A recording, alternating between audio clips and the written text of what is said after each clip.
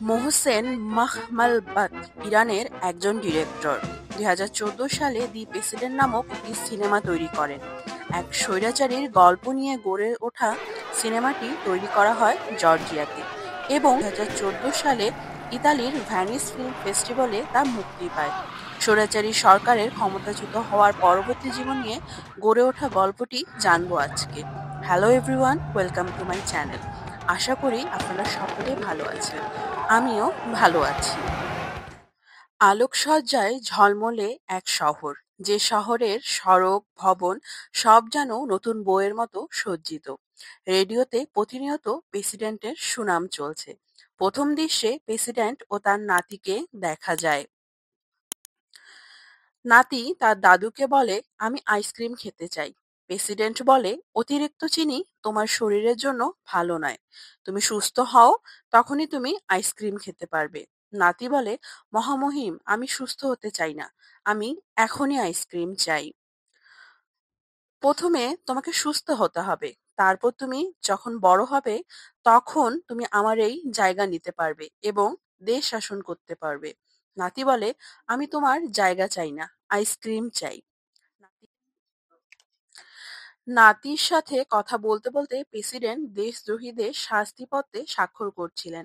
দায়িত্বে থাকা কর্মকর্তা প্রেসিডেন্টকে বলে, যাদের মৃত্যুদণ্ডের রায় দেওয়া হয়েছে তাদের মধ্যে একজন 16 বছর বয়সী। আন্তর্জাতিক মানবাধিকার কর্মীরা এসব নিয়ে অনেক ঝামেলা করবে। প্রেসিডেন্ট রেগে গিয়ে বলে, আজ যদি এসব দেশদ্রোহীদের ছেড়ে দেই তবে পরবর্তীতে তারাই গণ অভ্যুত্থানের ডাক দিবে। প্রেসিডেন্ট তার নাতিকে কাছে ডেকে তাকে কোলে বসায় এবং বলে, এই জায়গার মূল্য তোমাকে বোঝাচ্ছি। এই যে এত আলোকিত শহর দেখছো, তুমি যখন আমার জায়গায় থাকবে তখন তোমার এক ফোন কলে তুমি সব আলো বন্ধ করে দিতে পারবে। দাঁড়াও, দেখাচ্ছি। প্রেসিডেন্ট ফোন হাতে নিয়ে হুকুম করে যে তার অফিসের আলো ব্যতীত পুরো শহরের আলো বন্ধ করে দিতে। আর তৎক্ষণাৎ ধীরে ধীরে পুরো শহরের আলো বন্ধ হয়ে যায়। এতে নাতি খুব খুশি হয়। সেও একবার ফোনে হুকুম জানাতে চায়। প্রেসিডেন্ট বলে, আমার নাতির হুকুম আমার হুকুম। তাই বলে সে তার নাতিকে ফোনটি দেয়। নাতি হুকুম করে আর আলো জ্বলে ওঠে। নাতি এতে বেশ আনন্দ পায়। আবার সে হুকুম করে, আলো বন্ধ করুন। আলো বন্ধ হয়ে যায়। আবার আলো জ্বালাতে বলে, কিন্তু এবারে আর আলো জ্বলে না। বারবার হুকুম করার পরও কাজ হচ্ছে না। নাতি তার দাদুকে প্রশ্ন করে, তারা আলো কেন জ্বালাচ্ছে না? এবারে প্রেসিডেন্ট ফোনটি নিয়ে বলে, এখানে কি হচ্ছে? আমার কথা শুনতে পাচ্ছ না? আলো জ্বালাও। প্রেসিডেন্ট রেগে যায়। পরক্ষণে তারা গোলাগুলির শব্দ শুনতে পায়। প্রেসিডেন্ট দেখেন শহরের বিভিন্ন জায়গায় গোলাগুলি হচ্ছে। পরবর্তী দিন সকালে প্রেসিডেন্ট, তার স্ত্রী, তার 2 মেয়ে ও তার নাতি এয়ারপোর্টের উদ্দেশ্যে রওনা হয়। প্রেসিডেন্টের নাতির খেলার সঙ্গী হলো মারিয়া, যাকে রেখে সে যেতে নারাজ। সকলের জোরাজুরিতে মারিয়াকে ছেড়েই চলে যেতে হয় প্রেসিডেন্টের নাতিকে। গাড়িতে বসে সে প্রেসিডেন্টকে বলে, মহামহিম, মারিয়াকে নিয়ে আসার জন্য হুকুম করো। প্রেসিডেন্ট বলে, 2 দিন পর তুমি মারিয়াকে ভুলে যাবে।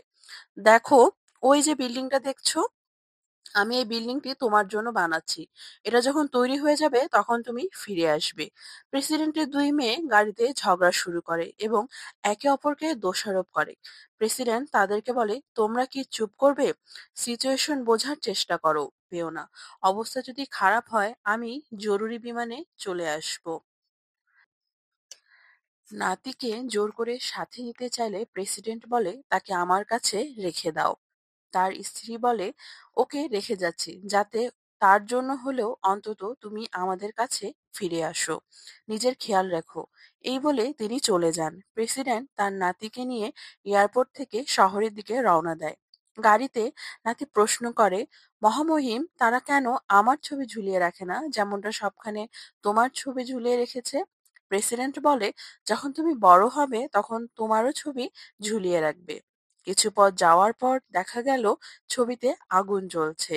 রাস্তার ধারে গাড়িতে আগুন জ্বলছে। বুঝতে আর দেরি নেই যে গণ অভ্যুত্থানের সূচনা হয়ে গেছে। সাধারণ জনগণ রাস্তায় নেমে এসেছে। সকলের ধারণা স্বৈরাচার প্রেসিডেন্ট পালিয়ে গেছে। প্রেসিডেন্ট তার পিএসকে বলে, রাস্তা পরিষ্কার করতে। গাড়ি হতে নেমে পিএস সেনাবাহিনীকে বলে, গাড়িতে প্রেসিডেন্ট আছে, রাস্তা ফাঁকা করো।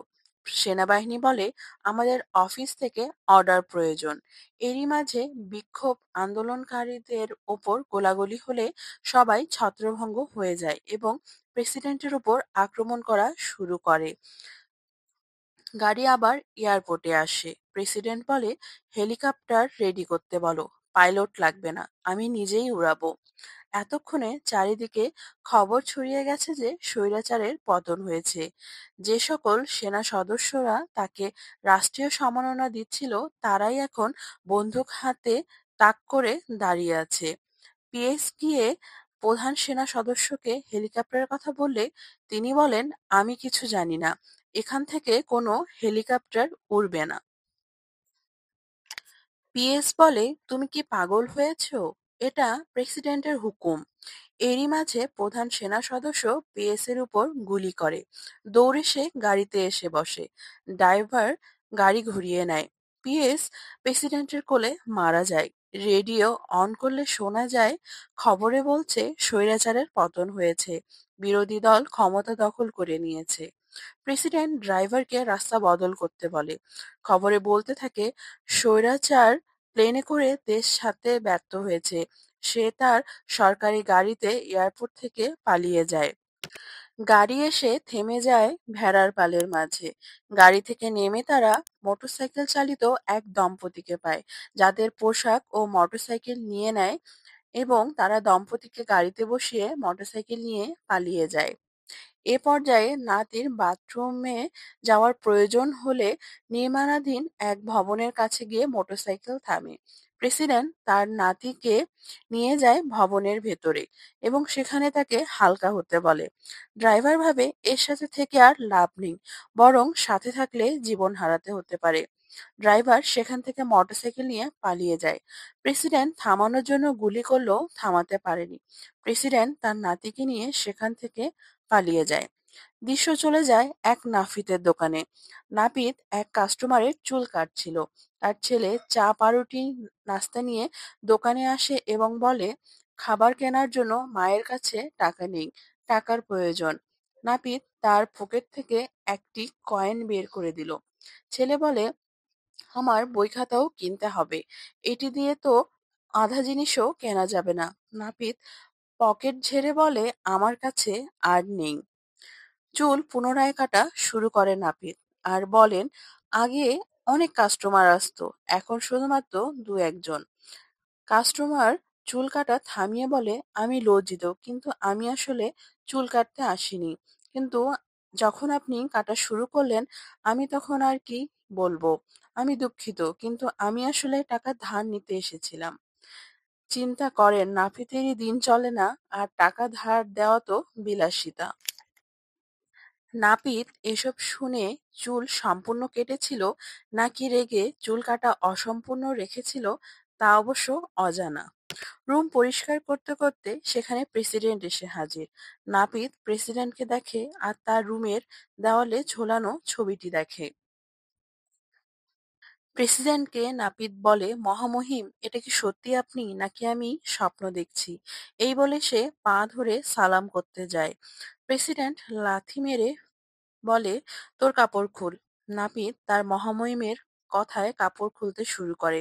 প্রেসিডেন্ট নাপিতের কাপড় পরে আর তার ইউনিফর্মটি আগুনে পুড়িয়ে ফেলতে বলে। নাপিত এবার প্রেসিডেন্টের চুল কাটা শুরু করে। প্রেসিডেন্ট নাপিতের বুকে পিস্তল ধরে দ্রুত চুল কাটতে বলেন। নাপিত বলেন, মহামহিম, আমার হাত কাঁপছে, আমি আপনাকে ব্যথা দিতে চাই না। নাতি প্রশ্ন করে, মহামহিম, তুমি কেন চুল কাটছো? প্রেসিডেন্ট বলেন, আমরা তো অভিনেতা, তাই না? তাই তো আমরা অভিনয় করছি। তুমি নাটক পছন্দ করো, তাই না? হ্যাঁ বোধক মাথা নাড়ে নাতি। এমন সময় দরজার কড়া নাড়ে নাপিতের ছেলে। বলে, বাবা, এটা আমি, তুমি গেট খোলো। নাপিত বলে, মহামহিম, এটা আমার ছেলে। ছেলে বাহির থেকে চিৎকার করে বলে, বাবা, রেডিওতে কি বলছে শোনো। রেডিওতে প্রেসিডেন্টের এয়ারপোর্ট থেকে পালিয়ে যাওয়ার কথা প্রচার হচ্ছিল। প্রেসিডেন্টের ড্রাইভার আত্মসমর্পণ করেছে রেডিওতে প্রেসিডেন্টের এয়ারপোর্ট থেকে পালিয়ে যাওয়ার কথা প্রচার হচ্ছিল। প্রেসিডেন্টের ড্রাইভার আত্মসমর্পণ করেছেন কিছু সময় আগে। প্রেসিডেন্টকে ধরিয়ে দিলে 2 লক্ষ টাকা পুরস্কার। এসব শুনে